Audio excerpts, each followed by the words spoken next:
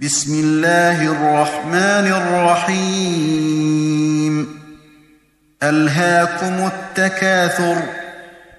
حتى زرتم المقابر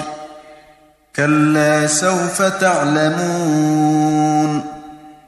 ثم كلا سوف تعلمون كلا لو تعلمون علم اليقين لترون الجحيم ثم لترونها عين اليقين